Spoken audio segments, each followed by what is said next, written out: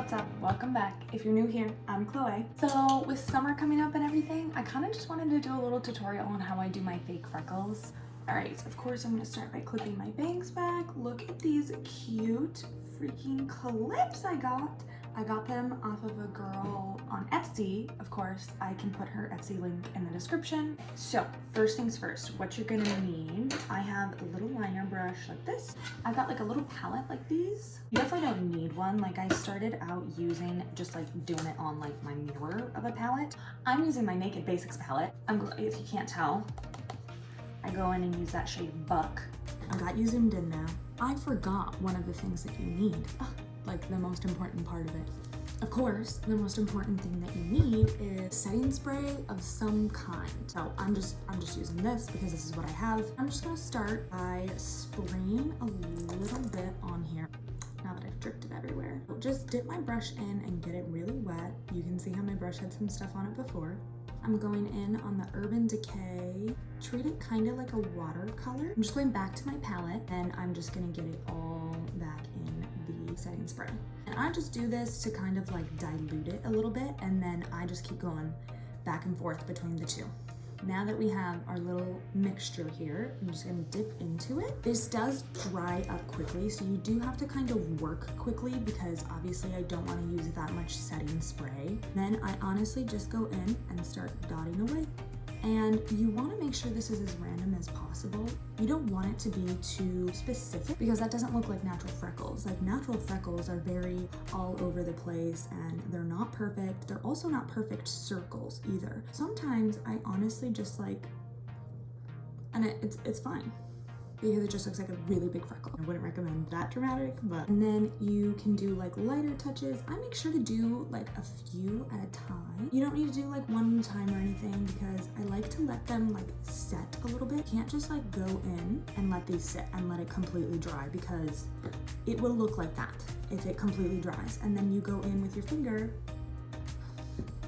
Look, I did it. See how they're not like totally blending out? That's why you don't want to wait too long. In that situation, you can get like a damp beauty blender and just go in and blend it out. Sometimes you're still, look, blend, blend, blend. When in doubt, blend it out. Now, obviously blending this in is going to mess up the other freckles that you did. So just try and, make sure that that doesn't happen because now I have to redo this entire side. Because I blended out all the freckles that I had already put on there. Go in, spray a little bit more, mix it all up, get it all in there. You can see it starts to break up the shadow color a little bit here. It starts to separate it. I mean, that's not a big deal. You honestly just need to like mix it in. Make sure that every once in a while you do take a step back and you kind of look at your face as a whole and see how many freckles you have, see how it looks like from a distance. Just to make sure that you don't end up overdoing it. Sometimes when I like to be dramatic, go up under my eyebrow because people have freckles there naturally. Naturally, I have a few freckles under my eyebrow.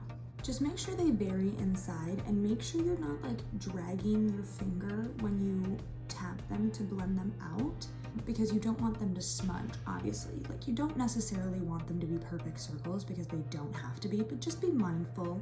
Because I'm not gonna do freckles all over my entire face, I gotta make sure that there's areas where it like blends out. So up towards my forehead here, I just start to definitely space the freckles out a little bit more because I don't want it to be like a wall of freckles and then all of a sudden it stops and I've got no freckles everywhere. I would honestly say that that's my other best tip for like making your fake freckles look as natural as possible is just kind of like put freckles in random places because people who have freckles naturally, I have freckles naturally, and if you can see that like down here, I have like sporadic freckles.